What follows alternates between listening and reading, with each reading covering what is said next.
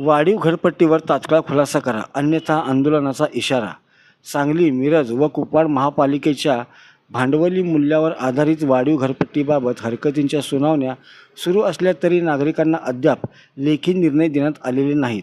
मात्र नवीन घरपट्टीची अंतिम बिले काढण्याची तयारी सुरू असल्याचा आरोप वाढीव घरपट्टी विरोधी कृती समितीने केला आहे.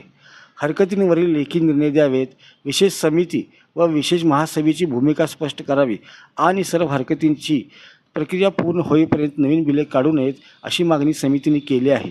प्रशासनाने तात्काळ खुलासा करून नागरिकांना दिलासा द्यावा, अन्यथा वाढीव घरपट्टीविरोधात तीव्र लोकशाही मार्गाने आंदोलन व मोर्चा काढण्यात येईल असा इशारा डॉक्टर जयपाल चौगुले यांनी दिला. यावेळी सतीश साखळकर, हनुमंतराव पवार, रवींद्र वळवडे, डॉक्टर ज्ञानचंद्र पाटील, शंभूराज काटकर, आनंद देसाई, ओंकार माने, लालू मिस्त्री व नितीन मिरजकर उपस्थित होते. सांगली मिरज कुपवाड महानगरपालिका गेल्या 2 वर्षापासून वाढीव घरपट्टी संदर्भामध्ये आम्ही वाढवणार नाही अशा पद्धतीची भूमिका सुरुवातीला घेतली आणि नंतर आता मात्र वाढीव घरपट्टीच्या नोटिसा दिलेल्या आहेत. त्या नोटिसाचा खुलासासुद्धा नाहीतरी नागरिकांनी केलेला आहे, परंतु त्याला लेखी उत्तर तर दिलेलं नाहीच. जे सुनावणी घेतले त्यांनी समाधानकारक उत्तरंसुद्धा दिलेली नाही आणि आता नवीन घरपट्टी काढण्याची घाई चालू आहे असं लक्षात येत आहे. तरी आमचा नागरिकांचा पूर्णपणे याला विरोध आहे. नागरिक कृती समितीच्या वतीने आम्ही महापालिकेला अनेक प्रश्न नाहीतरी दिलेले आहेत. त्या प्रश्नासंदर्भामध्ये सुद्धा काही अद्याप खुलासा झालेला नाही.